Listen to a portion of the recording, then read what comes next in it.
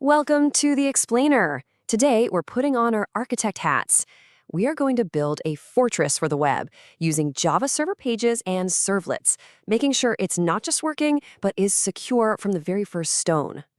Okay, let's just jump right in. Look, it feels amazing to get an application up and running, right? But these days, a working app is really just the starting line. The real question you have to ask is, can it actually stand up to an attack? Is what you built a simple wooden shack, or is it a stone fortress? That's what we're going to figure out.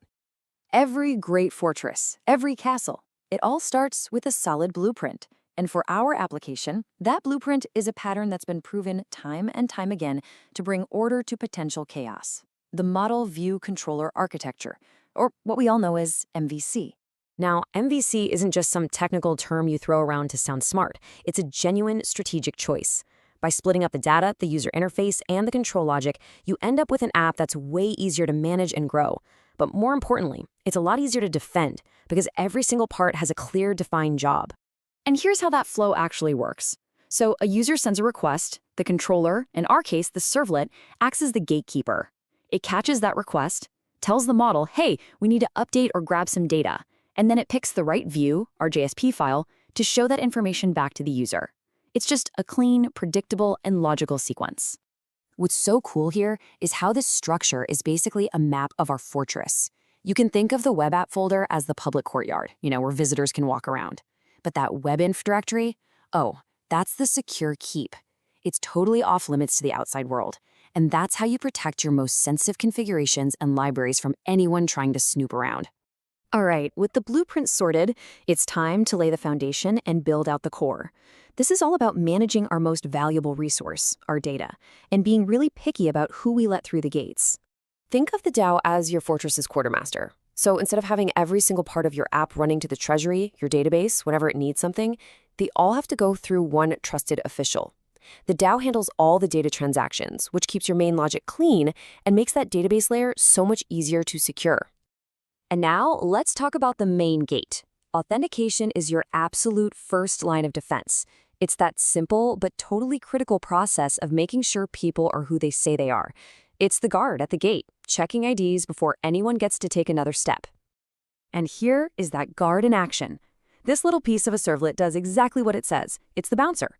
It grabs the username and password, checks them against your list, and if everything matches up, it creates a session and lets them in. And if not, well, then it's, sorry, you're not on the list. Access denied. So once a user is inside, their access is handled by a session. Now, a weak session, that's like leaving a rusty, easy-to-copy key under the mat. But a secure session, that's a whole different ballgame.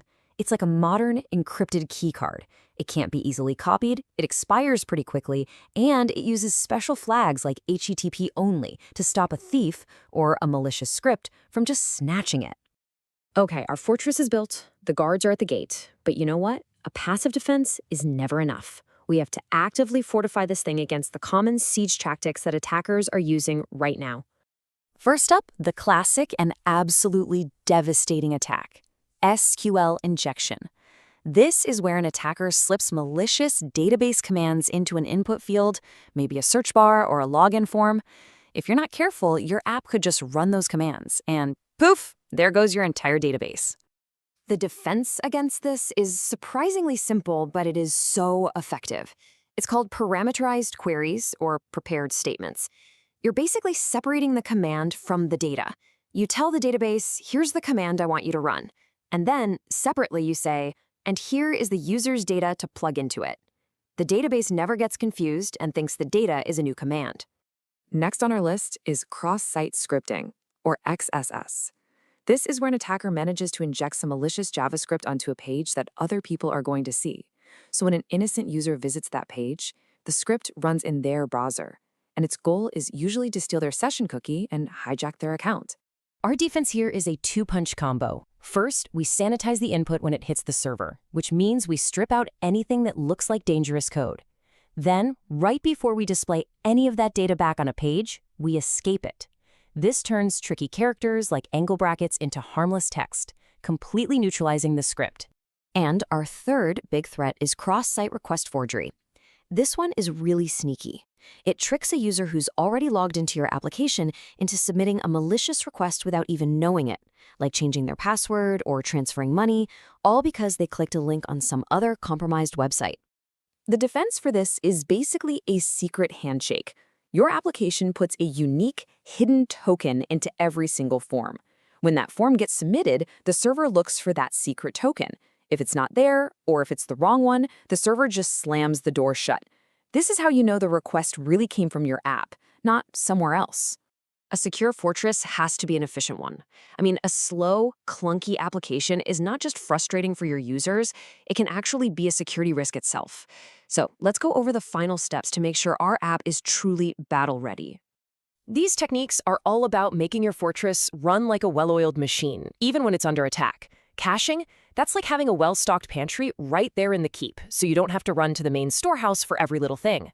And load testing, well, that's your siege drill. You're using tools like JMeter to stress test the walls and find the weak spots before a real attack happens.